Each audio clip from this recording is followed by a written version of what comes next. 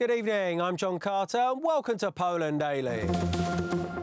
Polish families can now apply for the new 500-plus social benefit programme from this day onwards.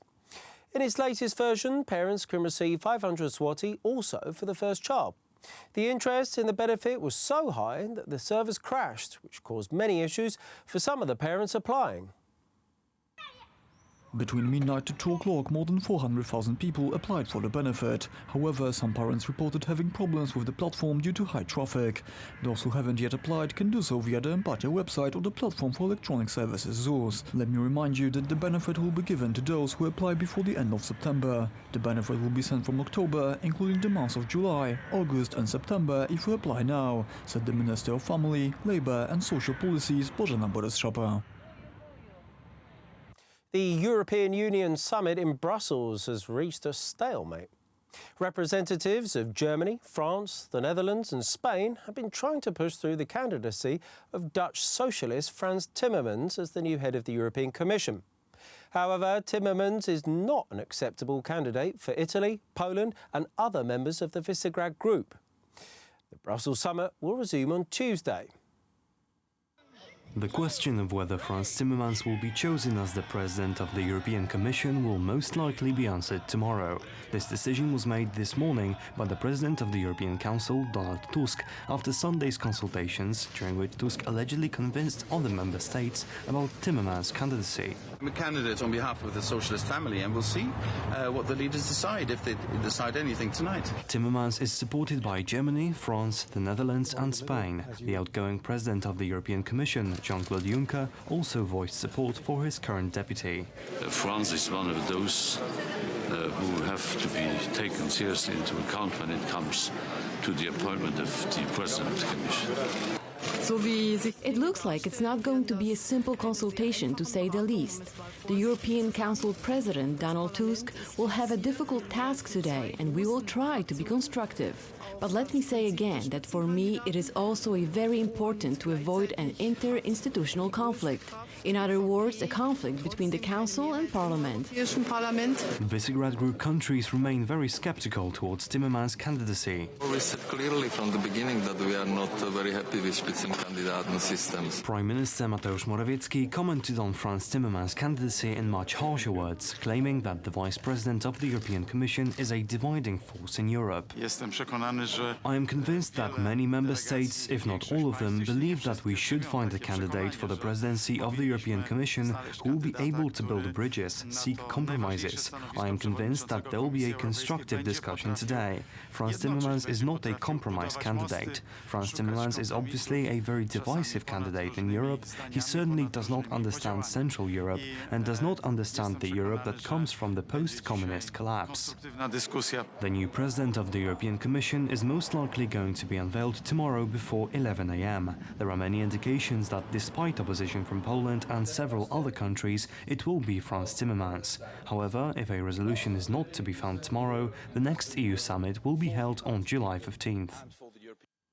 A programme known as Pracownicze Plany Kapitałowe, or Employee Capital Plans, has been launched recently. Initially, the programme will extend to companies employing over 250 people. By the year 2021, most employers in Poland are obliged to set up employee capital plans for their employees. Basic payments to the PPK account will derive from 2% of the gross salary of the employee and 1.5% from the employer. The state will contribute to the savings, which means that it will pay the participant a 250 zloty welcome fee, followed by 250 zloty for each year of the saving.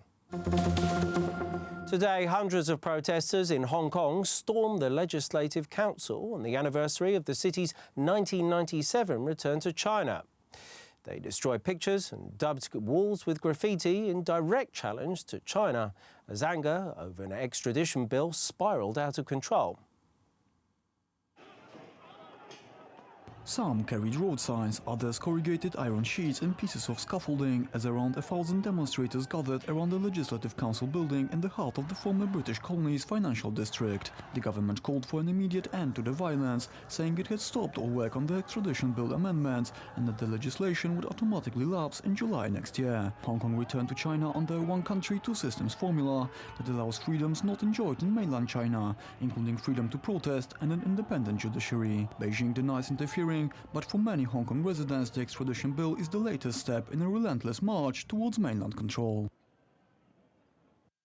Thank you very much for joining me here this evening at Poland Daily. I'm John Carter. Stay tuned after the break for Poland Daily Weather. It's followed by the business, culture, history and finally the travel.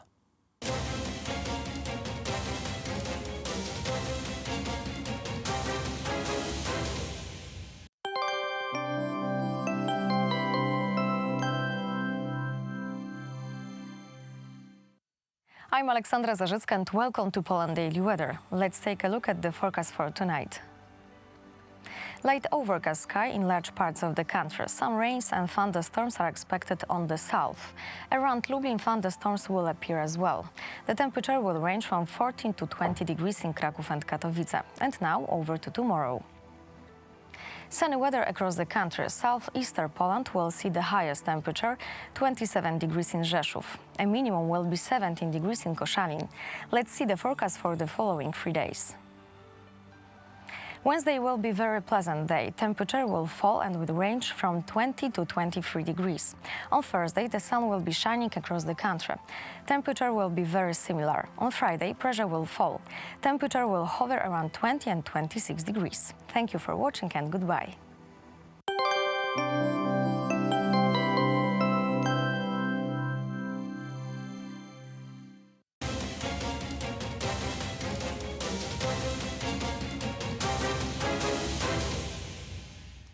You're watching Poland Daily Business Edition, and we have interesting topic for you tonight, connected with Australia, sport and football.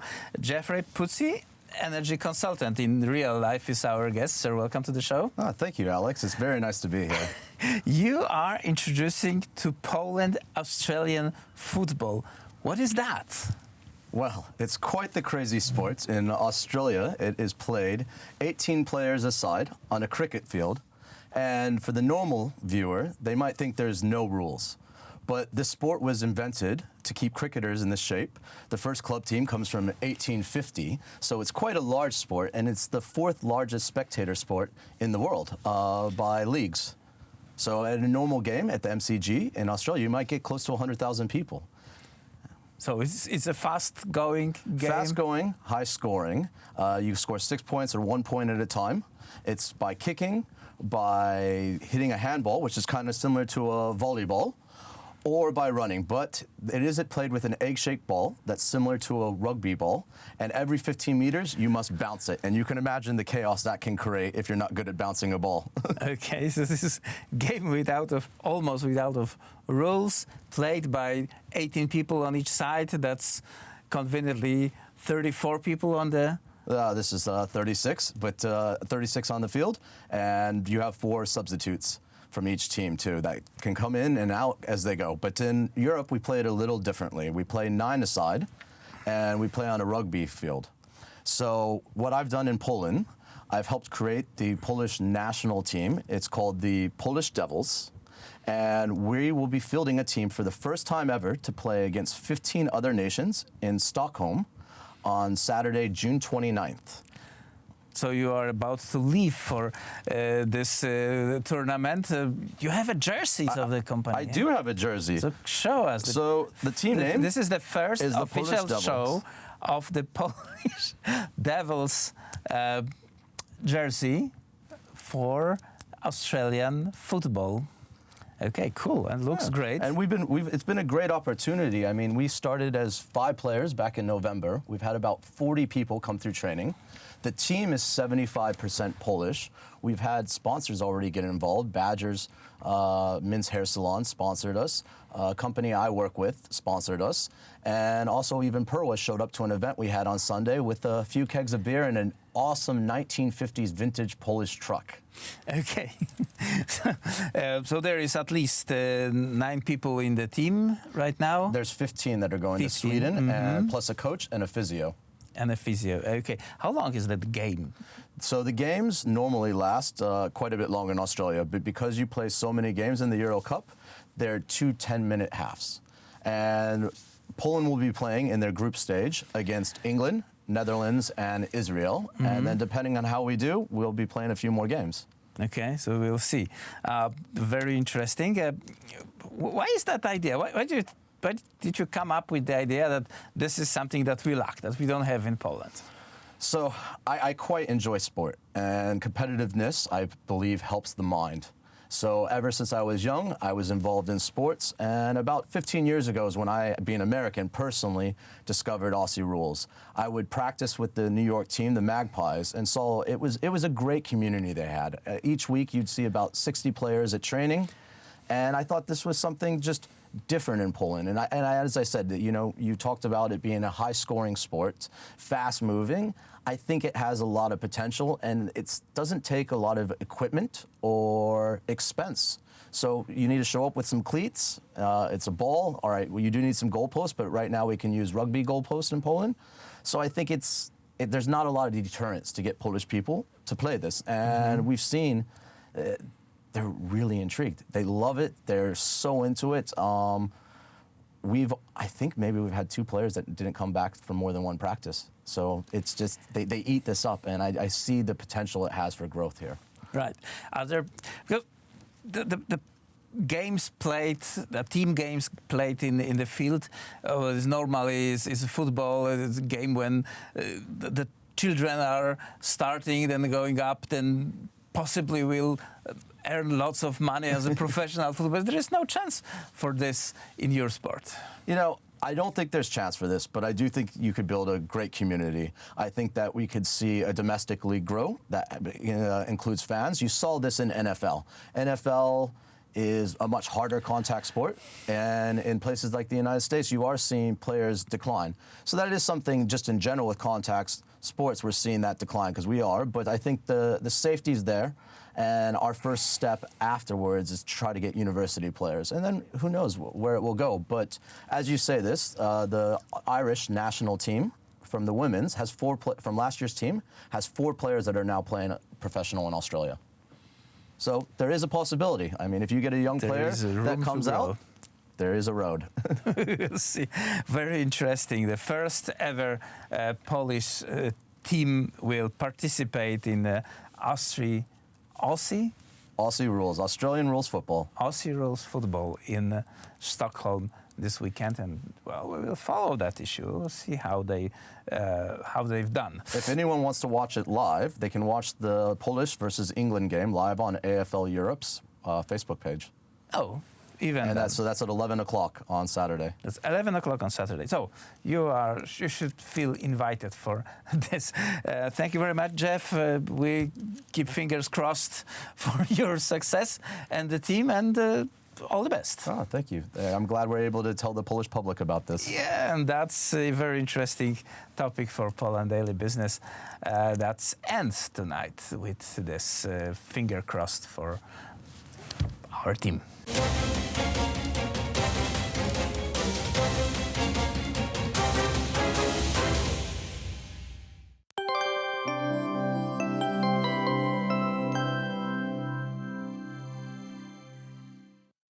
Welcome back to Poland Daily Weather. Let's take a look at the forecast for tomorrow. Sunny weather across the country. Southeastern Poland will see the highest temperature, 27 degrees in Rzeszów. A minimum will be 17 degrees in Koszalin. Let's take a look at the forecast for our continent. In Scandinavia, temperature will fall to 17 degrees in Oslo and Helsinki. In Central Europe, temperature will range from 23 to 26 degrees. The highest temperature will be in Rome, 35 degrees. Thank you for watching and goodbye.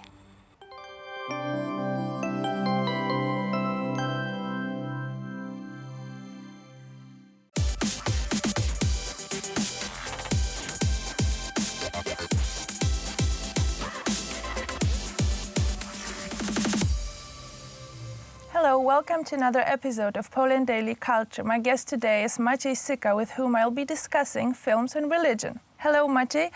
Welcome to Poland Daily Culture, and thank you for joining us today. Hello, everybody. Thank you. Thank you for the invitation.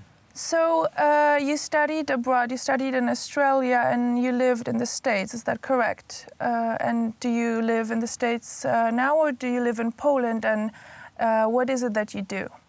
Yeah, right now I'm living here in Warsaw, yes, but we, together with my brother Ted, we spend some time in Australia, in Sydney, and we work in America, in the US, so with Grassroots Films. And so you have, do you produce films, and what is it exactly that you do? And what are they about? What we do, we try our best to make a difference. We try our best to... Difference in what? To make the world a better place. Mm-hmm. It all started on 9/11 in 2001, when our friend Charles Kainan, he was on that day on Twin Towers, and at the age of 19 he survived.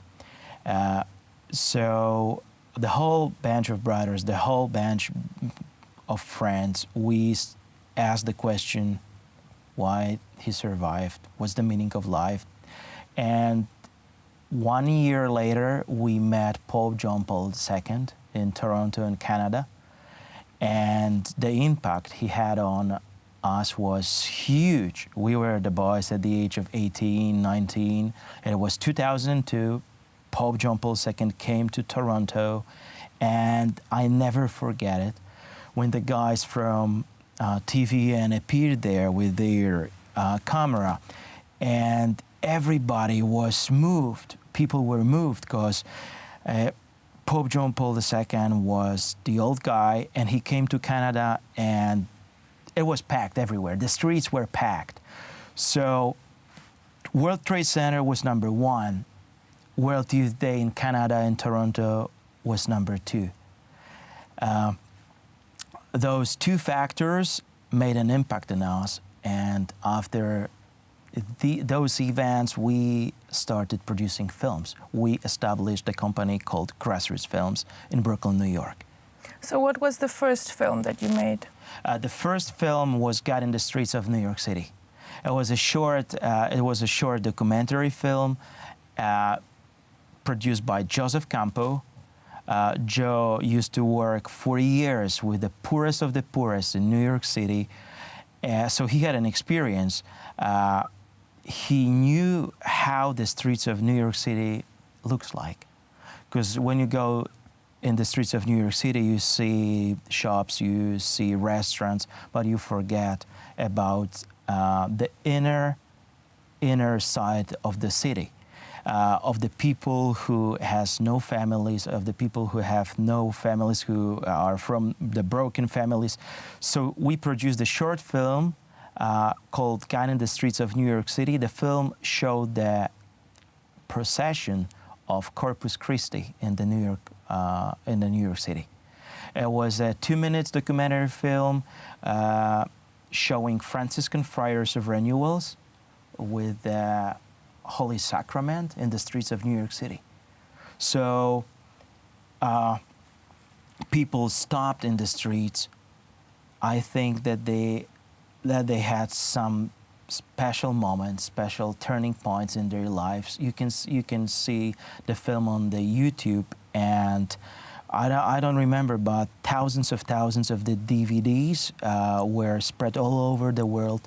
We cannot forget that it was 2005, so the DVD still existed at that time.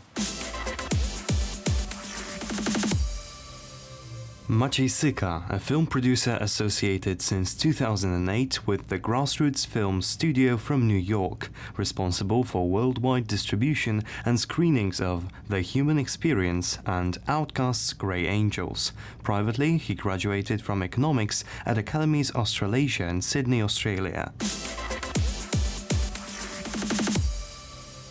And then after this one, how many more films did you make, and what were they about? Do you also make films about Poland, or? Yeah, #2 definitely. The film number 2 was Fishers of Man.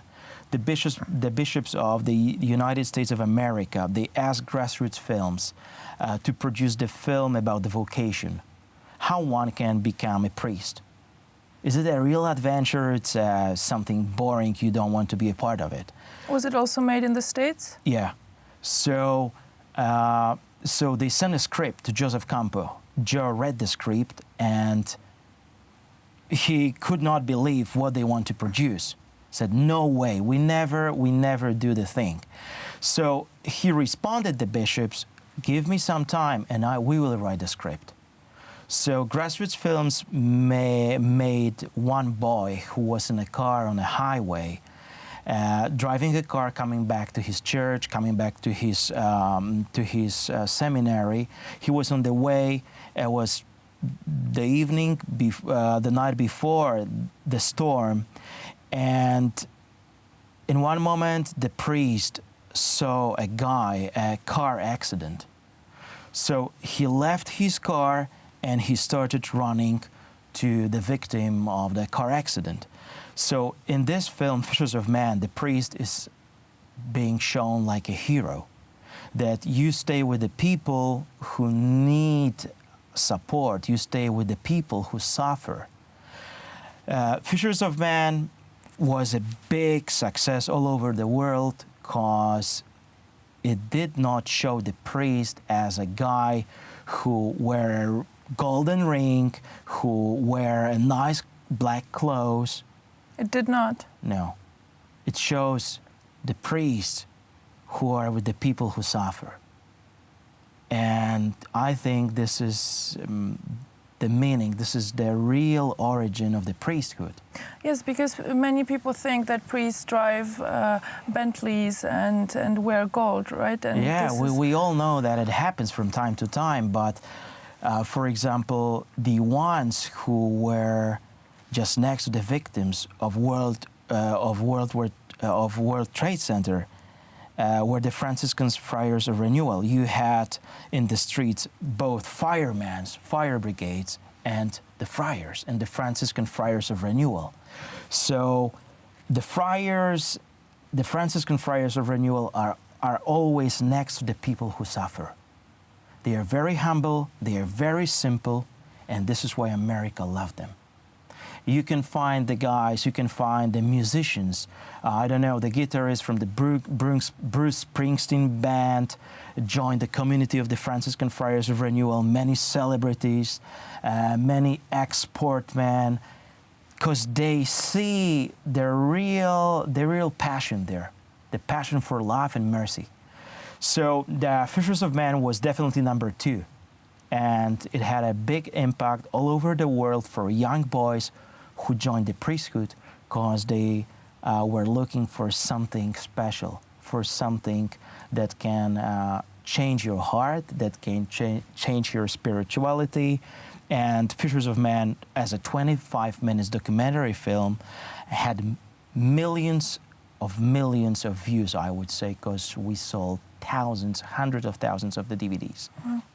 These are the films I think people should be watching right now in the times where there's so much hatred towards the church. You know, we have, honestly speaking, we do not have time to watch the films that shows, that, you know, bring bad emotions. We always try to find hope, we always follow the hope, and number 3 was definitely the human experience. So we visited 45 countries with the human experience, and both... To make one movie, one film? Yeah. Wow. So the human experience was number 3, and this was 92 minutes documentary, full-length feature film. So, whoa, that was big. So showing homeless of New York City, showing orphans in Lima in Peru, showing lepers colonies in Africa and Ghana, people loved it. Because people do not like, this is my opinion, I reckon that people nowadays do not like to watch people who boast, they don't like, the audience do not like rich people.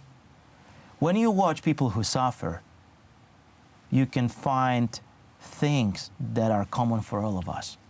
You can find something in your heart. Because the modern world, they try to tell us that suffering do not exist, which is not true.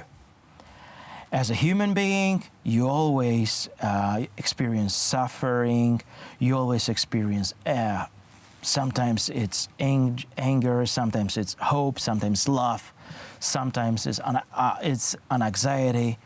But human experience was a big success. In Poland, thousands of people saw the film in Poland. Both Pope Francis and Pope Benedict received the film because it was a real story. It was a true story of two brothers who search hope in the modern world. Thank you, Maciej, very much, and congratulations to all your work. Thank you. Thank you for the invitation. You guys the best. Thank you. Thank you.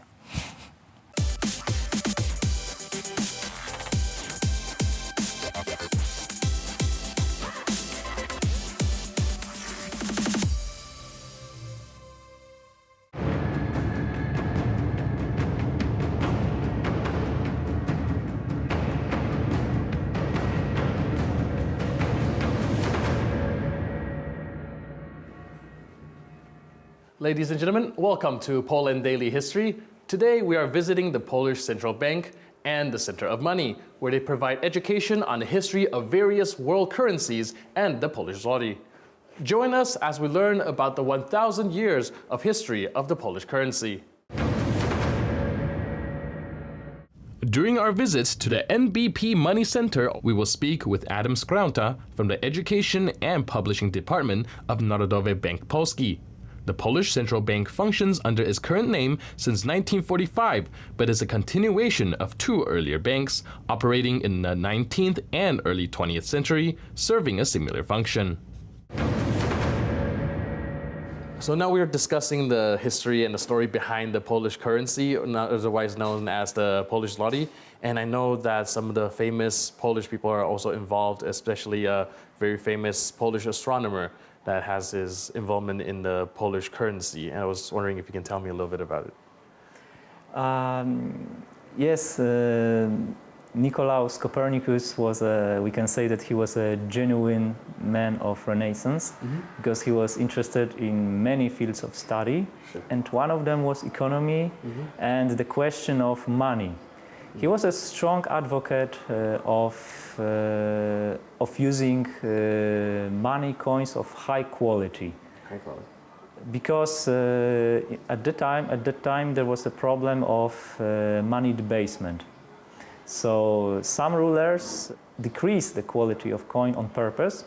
So, for example, reducing the content of precious metals, silver and gold, and pretending that the face value is still the same. But of course, society sooner or later would find out about it. Sure. And Nicolaus Copernicus said, no, we can't do it because people won't trust money that is issued by the king.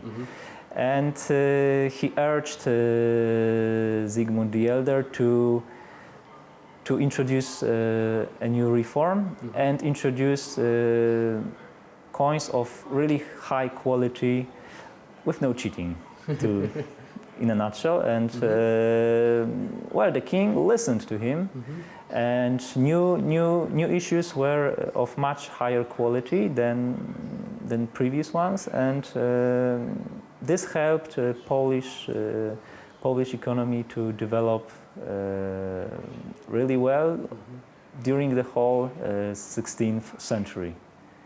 And also he made a lot of observations about how people use money.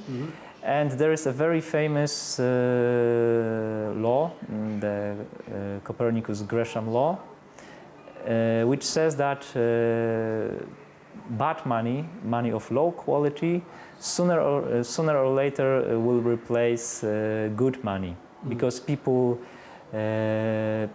prefer to keep coins of high quality for themselves and to put into circulation those of lesser quality.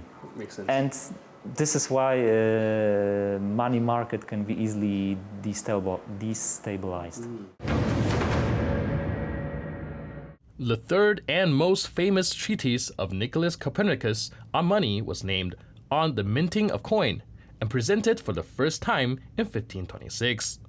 Next up, we will ask Mr. Skrenta about the methods taken by Copernicus and the Polish king Sigismund the Old to reform the Polish coinage system. You were just telling me earlier that the Polish king made a reform of the Polish currency with the help of the astronomer, and I was wondering what are the more concrete actions that were taken and the reforms that were made that differentiated the old currency from the new? So Zygmunt the Elder was a very prudent ruler with a long perspective in mind, and he knew that demand for better money would be increasing over time. Of course. And he wanted to meet this demand. So during his reform, he decided to introduce a lot of new kinds of coins, because we were talking about Polish zloty as a unit of account. Of course. But at the same time, there were a lot of tactile coins that he introduced. Sure. So like multiplication of grosz, which was very important because people wanted bigger denominations in circulation.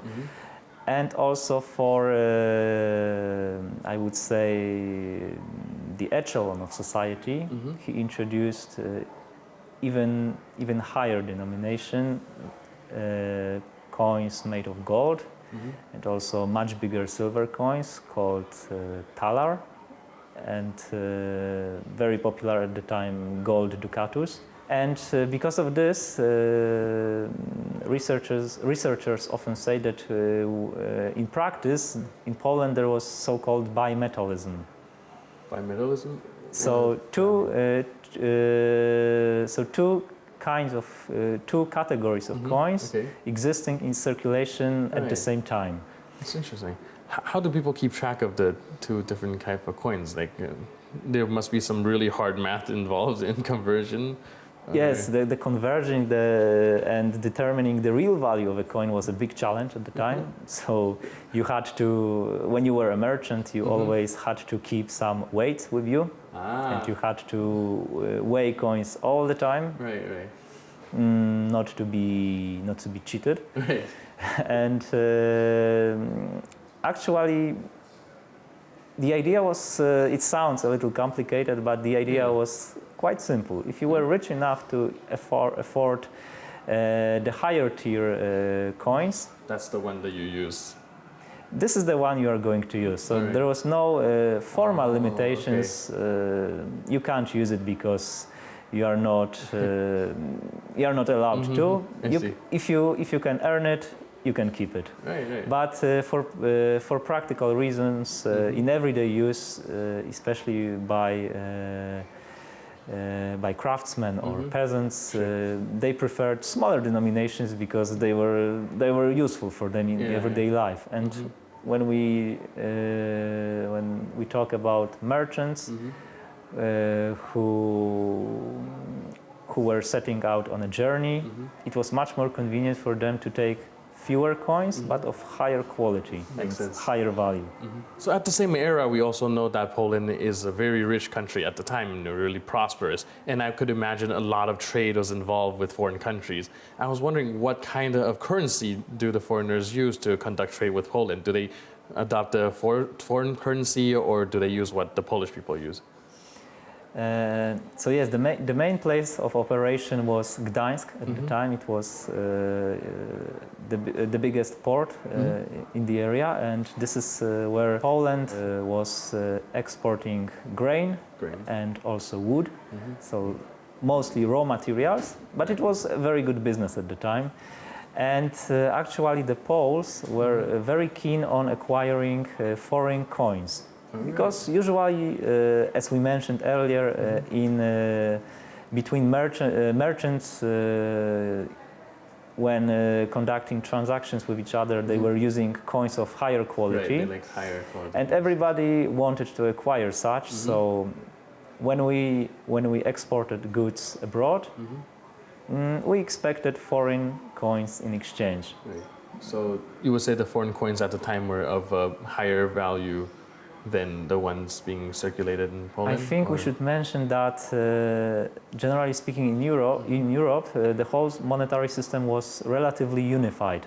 So, for example, grosz was not only present in Poland, but also in Germany, France, England. The same is with thaler, ducatus. Its real value might have varied, but generally speaking, there was some unison between European countries in terms of types of coins. So, of course, you had to be careful. You have to determine the real value of coin all the time, but it was relatively. You could, generally speaking, you knew what to expect from the other party. As we have seen today, the history of the Polish zloty is long, but at times tumultuous, with wars, invasions, and periodical financial crises. However, today, the Polish Central Bank has managed to keep the value of the Polish zloty stable and secure. I'm your host, Benjamin Lee, and I'll see you next time on Poland Daily History.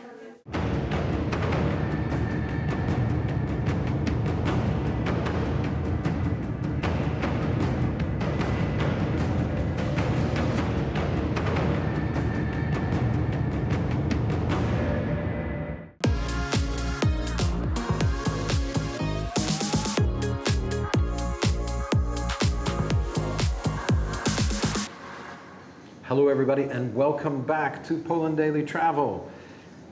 We're standing in the Nicholas Copernicus house and we're looking at something very important. What is this that we're looking at, Karolina? Probably the two most important objects in this museum.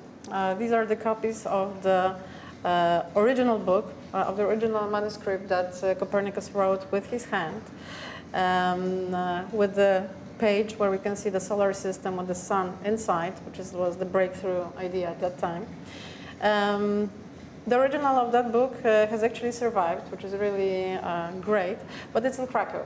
It's in Krakow. Okay. And here we have the first printed edition of that book, which comes exactly, as you can see, from the year of his death, which was 1543. And it was 1543, right, Karolina? Right. Okay. And it was printed in Nuremberg. So this is also very precious. In Nuremberg? Nuremberg, in Germany. In Germany, right now. yes. Yeah. Yes. Yeah. Do you speak German as well? Yeah, I do. You speak Spanish, Polish, English, obviously, very well, better than I do, and German as well. Okay. German as well, yeah. Okay. Yeah. And are you married? No. Okay. Good. So the original, these are not the originals. Where are the originals? Exactly. So the original of the manuscript of the book of Copernicus, handwritten by him, is in Krakow. Okay. And the original of the first printed edition of this book from the year of his death, from Nuremberg, is exactly in the library of our university here in Toronto. Okay. Thanks. Let's go look at these paintings over here. All right.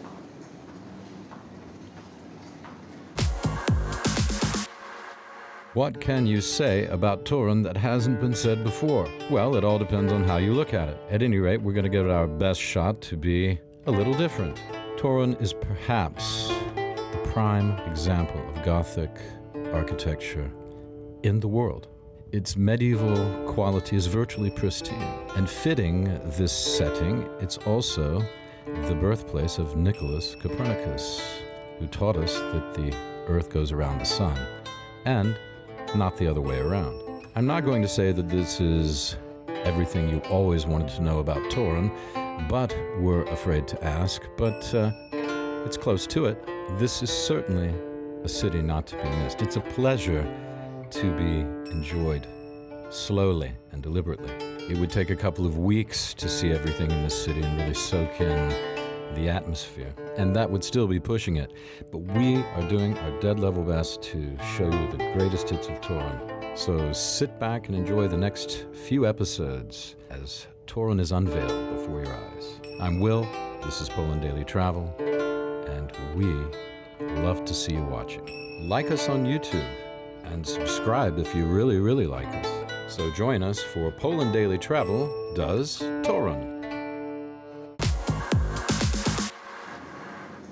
Okay, welcome back. We're in Nicholas Copernicus's house here in Torun, and it's really a Gothic masterpiece, this house, and it still exists, 600 years. Here we are looking at some important paintings, but the first I wanted to ask you, the paintings of the death of Copernicus. Before we get to that, so there's a little bit of controversy. Is Copernicus German, really? Is he actually Polish? The Poles claim him. Sometimes the Germans try to claim him. If there were Prussians around, they would probably jump on the Copernicus train. Can you clear this mystery up for us? Yeah, this is a quite controversial matter, but as I explain it, is if there were passports at that time, he simply would have a Polish passport because he was born on the Polish land, because this land was already since 1466 in Poland. Yes. Mm-hmm. So that is one thing. Right. Another thing is that probably at home they spoke German. Mm-hmm. But also German was the language of business at that time, the language of merchants, the Hanseatic language. So the that Hanseatic trade, yeah, that's so. Right. So yeah. exactly, yeah.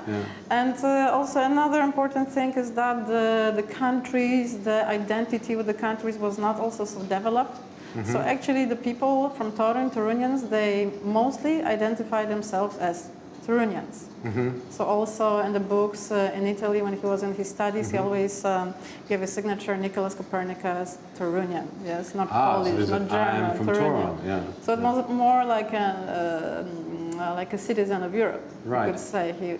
That was more like liberal, yes. Yeah, so it's more like Greek city-states or something, where I'm from Athens, I'm from Sparta, I'm from, the next place. I'm from Torun, and that was the most important thing. Or I'm from Danzig or Gdansk. The name of Torun in German is, it sounds like thorn. It would be pronounced like thorn in English, but it's Torn, mm-hmm. right? Isn't it? Something like that? Yeah, exactly. Yeah. And as the origin of the name, it's not so 100% sure, but the most probable origin of the name comes from a ford, a shallow place on the river. Okay. Because in the pre-Slavic language, it was the word Tor. Right, okay. On which the Teutonic Knights first crossed the Vistula River in 1231. This was an important crossing point. So that was a crossing point, a passage on the river that was taken by the Knights. Which is why they put a castle here. Yeah. Exactly. Okay. So that's most probable origin of this name, Torun. Oh, very good. Mm. Okay.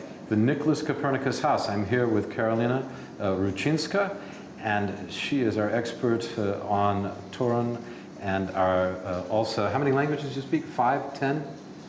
Come on, don't exaggerate. 20? Speaks a lot of languages. Japanese? Are you good at it? Chinese? Yeah. I do Japanese tours, but I'm still working on English. I'm doing my best. Stay with us, folks. More exciting stuff from Poland Daily Travel in the beautiful city of Torun, or Torn. Torun. Torun. Torun. Torun, and if you were German, you would say Torun. Yeah. Okay. But we're going to say Torun. Torun. Is that even close? Yeah. Yeah, we're doing well. I'm doing well. okay. We're doing well. I'm doing okay. I'm always feeling very insecure in my Polish. Stay with us, folks. We'll be right back with another exciting installment. Thank you for watching.